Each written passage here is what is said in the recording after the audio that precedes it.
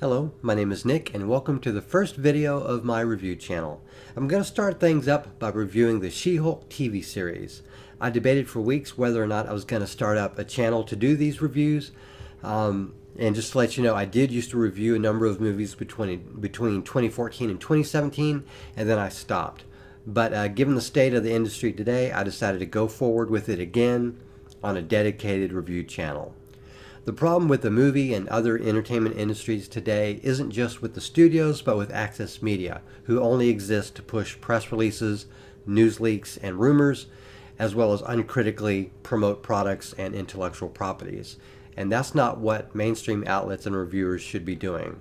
They should be honestly and straightforwardly providing constructive and honest reviews of everything they see, and they're failing to do so. So it's up to the people to do this and to build trust with audiences, and that's what I'm here to do alongside others. With that said, let's get to my review of episode 1 of the SheHulk TV show that airs on Disney+. You know how you start working for a company and you have to go through the mandated don't sexually harass people training, and then every year you have to keep doing that over and over? People really don't want to watch entertainment that essentially slips the same anti-harassment training in every movie, series, episode, or issue, especially if it's done so hypocritically, i.e. letting one demographic do it but not another. And if it was more rare, the level of complaints about it wouldn't be so bad. If fewer characters did it and it was limited to just those few characters, there would be less of an uproar. But right now, if you're a fan of a lot of these films or shows, comics, books, or games out there doing the same thing over and over, if you're like me, you're just tired of the training that's built into a ton of these properties. And that's what episode 1 of SheHulk feels like when I'm watching it. Jennifer Walters is a mid-30s, college-educated, upper-class, privileged white woman working as a high-powered deputy district attorney in a law firm before the show even starts. She's intelligent, outgoing, talkative, and attractive, both no husband or boyfriend, no children, and as near as I can tell, she has a very competitive relationship with her cousin Bruce. She also immediately has a connection to the audience through fourth wall breaks, which in this episode at least I thought were done well enough. As a disclaimer, I'll point out that I used to read comic books from the late 70s through the end of 1991, and I read nearly every appearance of the She-Hulk in that time, and countless other Marvel and DC comics. So I'm fully aware of who Jen is and how she was portrayed in the comics back then, from her initial appearance in the Savage She-Hulk comic to her subsequent appearances in many different comics throughout the decades, and her own run as a sensational She-Hulk. And in the time that I read all these comics, her popularity increased, particularly after that Savage era, and she was predominantly known during the sensational era, and that's who most people who remember She-Hulk it comes from. That's not to say her appearances since then are unimportant, and it's clear that this show derives a lot of its material from those decades, but Tatiana Maslany portrays Jennifer Walters well enough for me. That said, there are some fundamental changes to her character in the show that doesn't track well with her most popular appearances over the decades.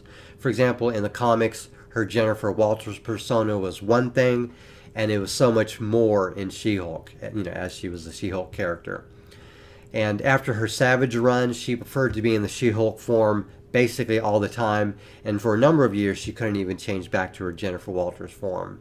She had a much more upbeat and extroverted personality, but only as a She-Hulk. When she was stripped of her powers by the radioactive man during one of her runs in the Avengers, she was actually horrified about this condition, of just being Jennifer Walters, and she was in isolation for weeks before she was eventually able to become She-Hulk again. In this series, they picked Tatiana Maslany, of all people, an actress renowned for playing multiple people in the same series, and they went out of their way to give her the same exact personality between her Jen and She-Hulk forms. And it's just not in line with the comics, and it fails to utilize the talent they hired in this lead role. I think of this as potential wasted, and what we get is one woman playing the exact same character in both forms, and at least at this point she doesn't even want to be the She-Hulk. That's not to say that this can't change, and if she undertakes some sort of a journey of growth and development in this series, hopefully she'll come to embrace this role, but at the start, she's not the Savage She-Hulk. She's just one character, and she absolutely doesn't want to be a superhero. But what I do see a lot in her character at this point is a very self-centered and narcissistic personality that hasn't changed one bit now that she can change form. What's even worse is one of the key supporting characters, Nikki Ramos, constantly hypes her up. She praises Jen for everything and anything, and this makes it very hard to relate to Jennifer as well as her. Not just from the way that Jen acts, but the way she treats others, and the constant applause from her significant other is off-putting. And it only goes downhill from there regarding the cast. Another one of the characters, his name is Dennis Bukowski, and he's basically a walking trope. He's the epitome of toxic manhood, and quite frankly, I'm disappointed at how absurdly reductive he is in this episode. I realize they're going for a situation comedy here, but he's the most unbelievable character in this episode. His dialogue is simple and it's stupid, and there's no redeeming qualities to him, and it makes no sense how he functions in public, much less the workplace. Now let's talk about Bruce Banner. I thought he was the highlight of the show, and he's basically the evolved version of Bruce and Hulk that's completely at peace with himself through over a decade of introspection and hard work to synthesize one personality that is the best of both worlds. And unfortunately, in this episode, he's constantly talked down to and belittled to by Jen, and he shows incredible restraint here. And lastly, Titania makes a brief appearance, and while I thought something might come of it, she's an underpowered caricature that, quite frankly, I don't recognize from the comics. Now that I've mentioned the characters, let's talk about their interactions, their conflicts. In this episode, there's really only two conflicts. The first is Jen and Bruce, and the second is SheHulk and Titania. Really, the first conflict is Jennifer competing with Bruce, and not the other way around. Maybe this is a design character flaw that'll hopefully improve in the future, but in this first episode, it's terrible. She berates Bruce for the life he led because of his condition and his life experiences, and then brags that she has infinitely better anger management than him. There are plenty of critical reviews that detail quite explicitly what he's had to deal with compared to her, so I'm not really going to cover that here, but I will just say that Jen tried to relate her experiences as a woman, which make her somehow infinitely better to able to handle her emotions like anger. But in this episode, she's shown to be far more volatile a person than Bruce, and it shows that he went through a journey over his lifetime that pretty much everyone watching this video knows, and it's not as remotely as mundane as Jen's journey. Being catcalled or mansplained is a relative inconvenience to what Bruce Banner went through in the MCU to this point in the series, and there's literally nothing established about the hardship that Jen went through as an above-average woman that's nearly as bad as what Bruce went through. Jen basically knows everything that Bruce went through, so it comes off as extremely off-putting the way she treats him. I also don't see how Jen's infinitely better anger control argument, simply because she's a woman, can just be washed away here. I think the fact that Bruce reacts differently to stress is important, but Jen doesn't show any better anger management in this show. Jen, as SheHulk, slapped one of the three men outside the bar that was asking about her.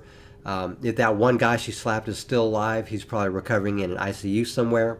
She started a fight with Bruce by running into him with his own Jeep. She destroyed his glasses, and during their fight, they landed on his bar, destroying it. Not to mention the millions of dollars of damage in the basement earlier than the episode she did by, destroying that door and throwing it into the wall. Also, there's practically nothing that Bruce is teaching her in this show. She's telling him quite explicitly that he's wasting her time and that she's better than him in everything. Even her blood is better than him. And it's like the show wanted to have a training montage where Jen only passed all the tests and did so by basically performing better than her cousin. And keep in mind that I'm not calling Jen a Mary Sue.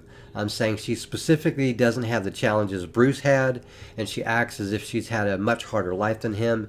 And even in the training montage on day one, she's more coordinated, smooth, and agile than he is. And he can barely balance in a yoga pose, and she's smoothly doing that and more. And while she's not stronger than Smart Hulk, she's clearly trying to compete with him there. And regarding the other conflict with Titania, it was brief, it was over in seconds, and quite frankly, I didn't understand why she broke into the courtroom and tried to kill Jen and or the people in the jury.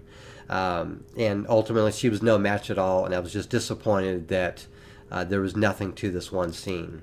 And for this review, I'm not going to go into depth about the details regarding the storytelling or the plot, as I think neither were that good.